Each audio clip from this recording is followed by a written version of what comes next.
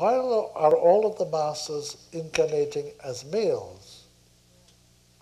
Why are they all males? Well, I'm always asked this. They are males because they're in male bodies.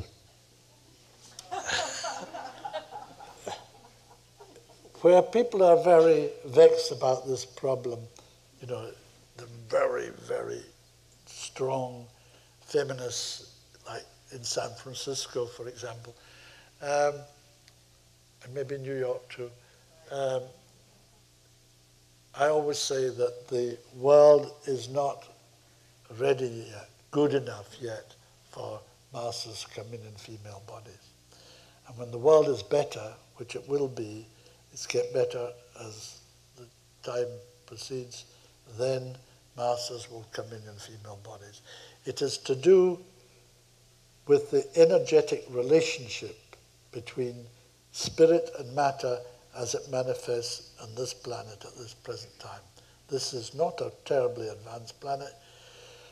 It's about halfway stage. Each planet has 7 rounds, as it's called, around an incarnational period, which are, of course, immeasurably long.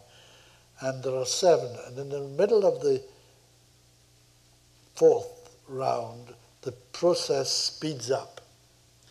And this planet is in the middle of its 4th round, so it's at the halfway stage.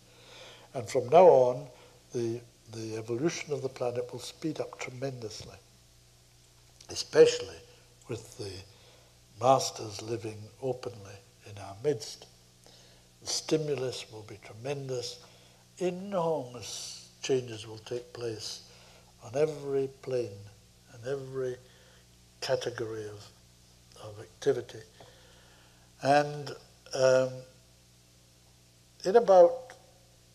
and the masters take male bodies because then they can anchor in the world a proportion of the positive or spiritual, in inverted commas.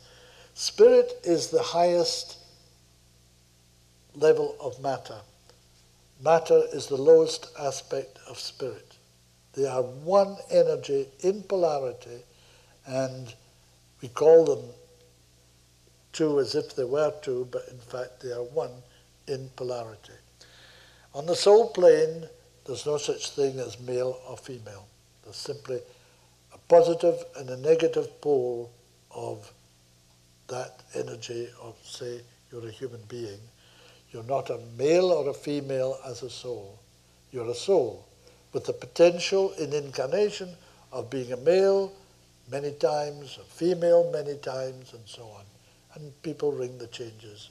Most people have been male and female, female and male, and so on, over and over and over again, hundreds of thousands of times, so that every woman in the world today is as responsible as every man in the world today for the inferior position that women hold in the world. It is not the fault of men, it is the fault of themselves in the long history of the world as both male and female. What is happening is that there is the women's liberation movement, behind whom stands the hierarchy of masters who formed it and stimulated, and it is so that the male and the female of the world are seen to be absolutely equal. Not one better than another, not better in any way than the other, different but equal.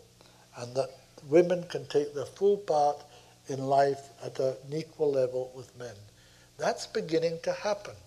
Unfortunately, the women's movement, especially in this country, but not only in this country, in Europe and elsewhere, has been led from the beginning by a group of women who have a neurotic hatred of men.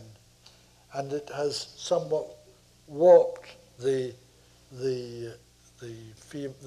women's liberation movement into an anti-male movement, which it is not meant to be and will not be as it proceeds.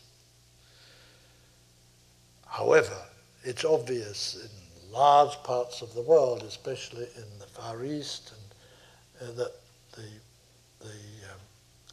status of woman is, of the female of the species, is unbelievably low.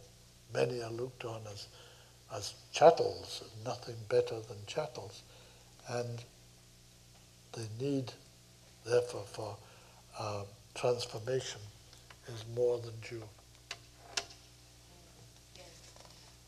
Yeah. The first woman to come in, the first master to come in a female body will be the mother of Jesus, Mary, the mother of Jesus, who, as Mary, the mother of Jesus, was a second-degree initiate.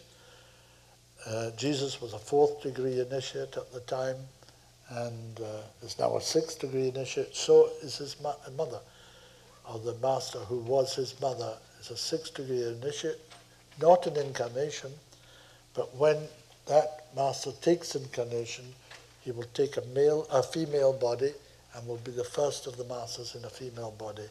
Then more masters will come in female bodies until there's a balance of masters in male bodies and masters in female bodies.